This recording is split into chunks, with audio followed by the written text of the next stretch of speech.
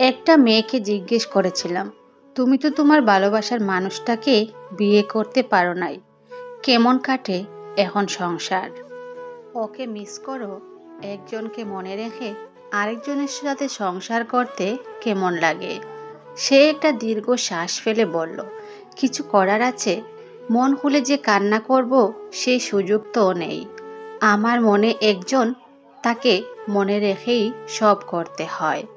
তাকে মিস করার কথা আমি কাউকেই বলতে পারি না, কেউ বুঝেও না। আমার কষ্ট আমার কাছেই। মনে একজনকে রেখে অন্য আরেকজনের সাথে থাকা খুব কষ্ট দেয়। মেয়েদের অসীম ধৈর্য আছে, সবই সহ্য করে যায়। পরিবারের চাপে যদি কোনোদিন আমায় ছেড়ে যেতে হয়, তাহলে তোমার কাছে আমার একটাই অনুরোধ, আমাকে ছেড়ে যাওয়ার আগে মাত্র একটা দিন আমার সাথে কাটিও। মরে যাওয়ার আগে আমি তোমার সাথে একদিন অন্তত কাটাতে চাই। সেদিন তুমি শুধু আমার হবে আর আমি তোমার। পুরুষের প্রথম প্রেমিকা আর নারীর দ্বিতীয় প্রেমিক হওয়াটা ভাগ্যের ব্যাপার।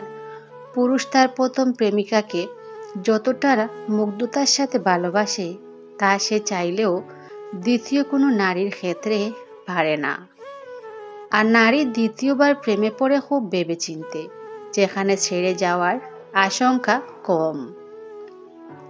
প্রতিটি ছেলের জীবনে এমন একটা মেয়ে দরকার, যে ঘুম নষ্ট করবে কিন্তু পকেটের টাকা নয়। ঠিক তেমনি প্রত্যেক মেয়ের জীবনে এমন একটা ছেলে দরকার, যে তার ঠোঁটের লিপস্টিক নষ্ট করবে কিন্তু তার বিশ্বাসকে নয়।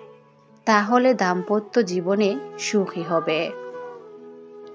যদি কোনো পুরুষ কোনো নারীকে সত্যি ভালোবাসে, তবে সে তার সাথে কথা না বলেই থাকতে পারে না। পুরুষ মানুষের ভালোবাসা অনেক সচ্ছল হয়।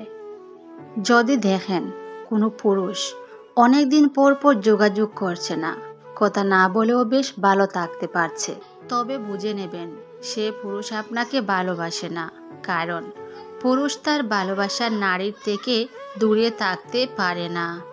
প্রেম করার মানুষ তো অলিতে গলিতে পাবে, রাস্তার মোড়ে মোড়ে পাবে, কিন্তু এমন একটা মানুষ পাবে না যে মানুষটা তোমার ব্যক্তিগত, যাকে কোনো রকম সংকোচ ছাড়াই দাবি করা যাবে, এটা আমার মানুষ, আমার একান্ত ব্যক্তিগত মানুষ। সারাদিনের মন খারাপ, ভালো লাগা, ভালো থাকা সব কিছু এক নিঃশ্বাসে কোনো সংকোচ ছাড়াই বলে একটা লম্বা শান্তির শ্বাস নেওয়া যাবে। যে মানুষটা পাশে থাকুক বা না থাকুক, অন্তত ভরসা দিবে যে চিন্তা করো না, আমি আছি। ভালোবাসা আর ভালো থাকার জন্য এমন একটা মানুষ সবার প্রয়োজন।